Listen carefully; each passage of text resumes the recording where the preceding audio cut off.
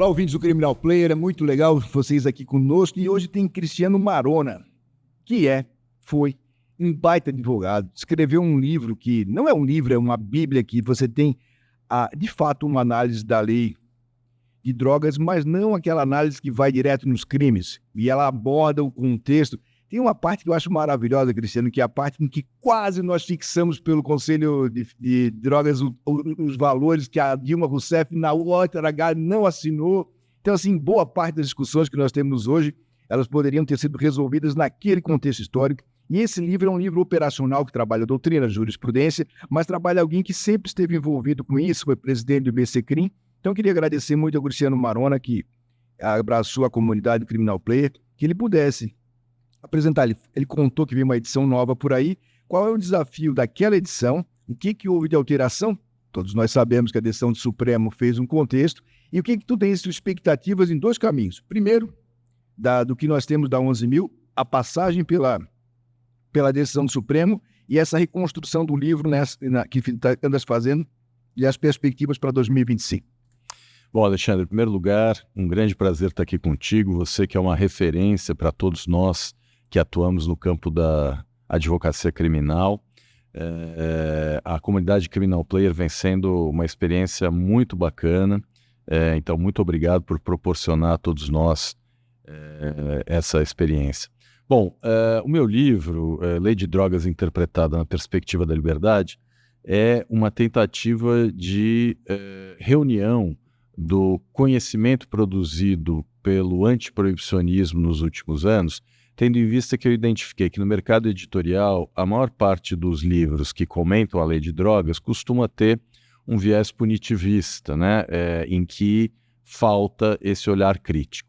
Então, eu procurei trazer o conhecimento produzido pelo campo antiproibicionista, em especial na área da saúde, né, porque quando a gente discute drogas, a gente parte do pressuposto médico de saúde, né? Então, a partir disso, e com base em experiências internacionais, com base em doutrina internacional, eu procurei trazer essa perspectiva de que é possível um outro mundo para além do proibicionismo. Vai ser Portugal, né?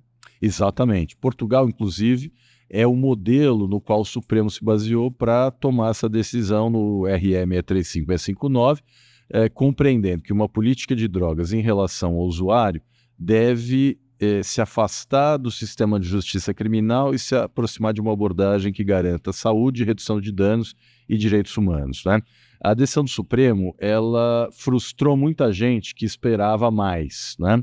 No entanto, uma série de circunstâncias, em especial o contexto político, acabou redundando nessa decisão, que restringe a declaração de descriminalização apenas à maconha e, apesar de descriminalizar, mantém uma ilicitude extrapenal, né?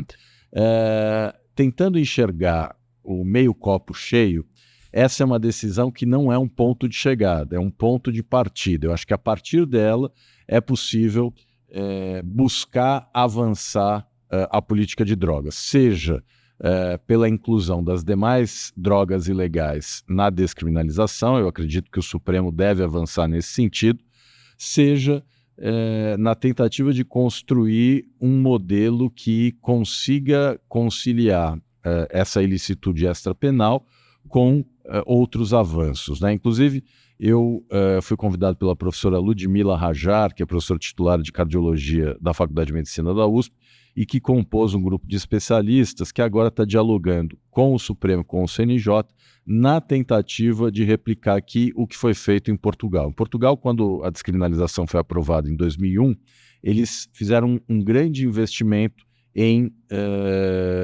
abordagem multidisciplinar, né? As comissões de dissuasão da toxicodependência. E o modelo português se mostrou muito bem sucedido, né? Então é a partir desse modelo que eu acho que nós podemos avançar. Em relação ao meu livro, como ele foi lançado no final de 2022, eu já trazia ali algumas das discussões, o resumo de alguns dos votos, mas de lá para cá muita coisa mudou, em especial a finalização desse julgamento e o voto que eu considero o voto mais importante desse julgamento, que é o do ministro Alexandre de Moraes. Então a ideia é tentar trazer um pouco dessa atualização e também trazer a jurisprudência mais moderna e mais atual do STJ, né? O ministro Schietti vem liderando, ao lado do ministro Sebastião e de outras lideranças do STJ, essa tentativa de constitucionalização da lei de drogas, seja no que diz respeito à busca pessoal, à invasão de domicílio sem mandado judicial, a questão da valoração do testemunho policial, né? Enfim, questões essas que estão na ordem do dia. Bom, eu queria te aproveitar isso e dizer que eu não tinha nenhuma noção do que era um julgamento no Supremo até estar lá por trás. Porque muitas vezes a crítica de banho tomado ou ingênua não consegue perceber o momento histórico e às vezes uma ação que é julgada meses antes ou deixa para depois, ela é muito interessante. O voto do ministro Gilmar, acho eu, naquele momento, foi um dos primeiros lá atrás, então ele estava muito desatualizado quando da discussão, porque o julgamento foi retirado de pauta 200 mil vezes nisso. E o fato do ministro Gilmar estar em Portugal lá de maneira reiterada foi um desses definidor disso. Então, eu estava na assessoria, a gente teve reuniões com o pessoal de Portugal que tentava, só que, bem como tu falaste, não havia contexto para dar um passo maior. O ambiente autoritário que permeava tinha esse viés. Então, me parece que ali do ministro Barroso, quando ele insiste num pedacinho, ele consegue, por assim dizer, pegar um vidro de carro e dar o primeiro crack na abordagem. Então, como tu falas, a gente pode ter uma crítica pelo lado negativo e pelo lado positivo. Mas eu queria te propor perguntar duas questões a mais. A primeira delas é de público dizer que eu devo desculpas ao Cristiano, porque ele gentilmente pediu para eu escrever alguma coisa para o livro dele. Eu, diante das minhas loucuras, além de esquecer, eu fui para Brasília, então eu não consegui. Mesmo assim, ele não me abandonou, ele continuou me falando comigo, que é muito legal. É um sujeito que perdoa. Eu fico muito grato por ele ter não me abandonado nesse período. E eu pago essa dívida. A segunda coisa a 6368, 76, lá atrás era legal, porque lá atrás a palavra do policial sozinho não valia, lembra? Então era interessante, assim, eu queria que tu pudesse fazer esse cotejo no momento em que os tribunais, que era para ser um agravamento, de repente voltaram. E por que você tinha isso? Por que você tinha isso? Não é desconfiar, aquelas coisas que são bizarras, amigo, inimigo, mas entender o que era a qualidade da prova na 63, 68 e o que tu acha que vai acontecer na sequência em relação a essas perspectivas de, por exemplo, de PEC, né? Então, que é a única coisa. Então, eu faço essas duas perguntas para te dizer. Legal. Bom, em primeiro lugar, você mora na primeira fileira do auditório do meu coração, então não há nenhuma chance de eu abandoná-lo, ao contrário. E no meu livro eu trago uma decisão importante sua a respeito da declaração de inconstitucionalidade do 28, antes da decisão do Supremo, né? Então você, como sempre, na vanguarda. Mas só para fazer uma coisa interessante isso, que é, por que eu tinha que ser? Se eu declaro inconstitucional, eu deixo o tribunal com a obrigação de levar para o pleno, lá para a reserva de plenário. Isso vai dar o quê? Eu vou levar bomba.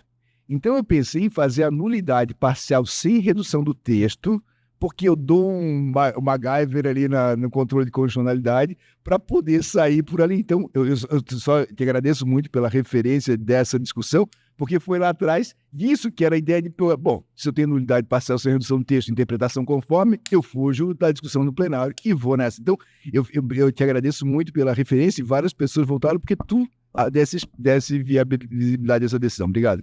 Não, que é isso. Você, como eu disse, é uma grande referência. Você e o Auri são luminares, né? São faróis que iluminam o caminho que nós percorremos.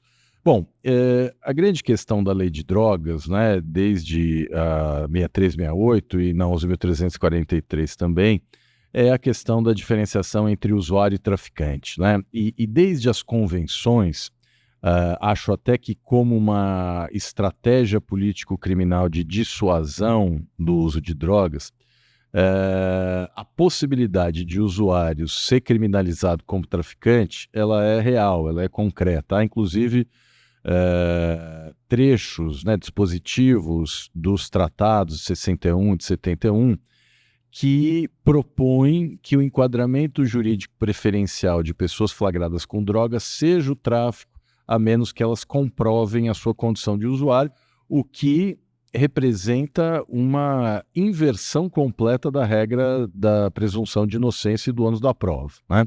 Então, o papel do policial na definição da conduta como tráfico ou como uso sempre teve uma proeminência, né?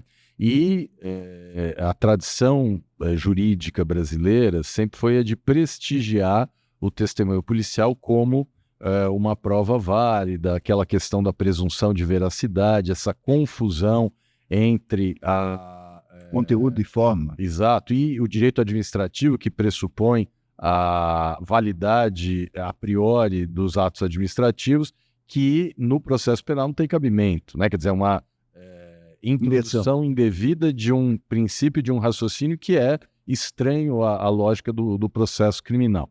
Eu, inclusive, chamo esse modus operandi, né, dos juristas, em especial dos atores jurídicos envolvidos, da polícia, do Ministério Público e do Judiciário, de cegueira hermenêutica deliberada, justamente porque a pessoa flagrada com drogas, ela tem que provar que não é traficante, e isso muitas vezes é fácil para pessoas brancas, com holerite, com trabalho, etc. É fácil. Agora, pessoas negras que moram na favela, que muitas vezes não têm emprego, são flagradas com pequenas quantidades, têm muita dificuldade de provar. A denúncia diz assim, a denúncia é maravilhosa, porque se tem pouco dinheiro ou muito dinheiro, assim, o acusado tinha muito dinheiro,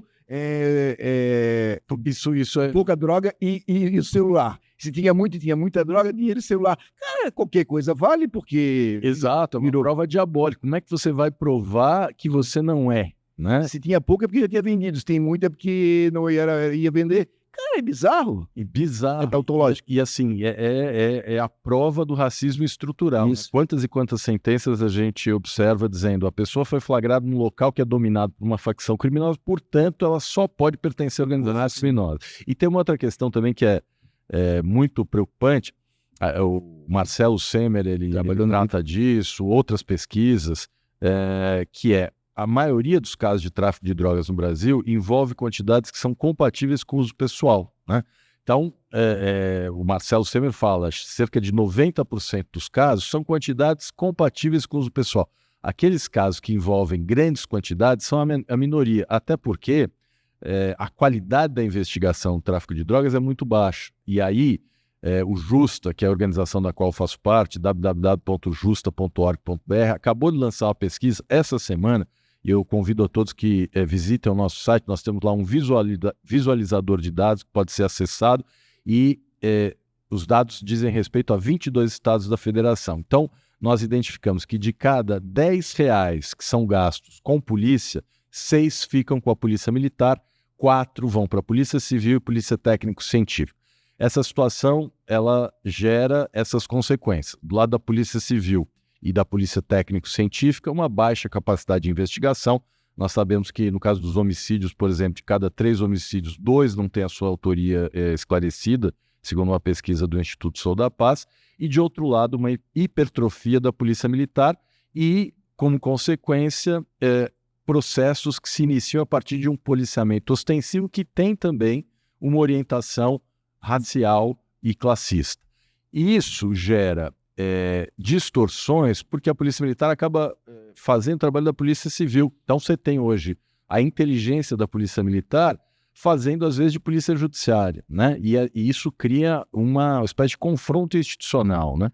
Mas, ao fim e ao cabo, o que essa situação toda mostra, e é o funil de investimento, né? Então, nós colocamos um caminhão de dinheiro na porta de entrada da prisão, polícia militar, polícia civil, técnico-científica, Ministério Público e Judiciário, construção de presídios, é um orçamento absurdo.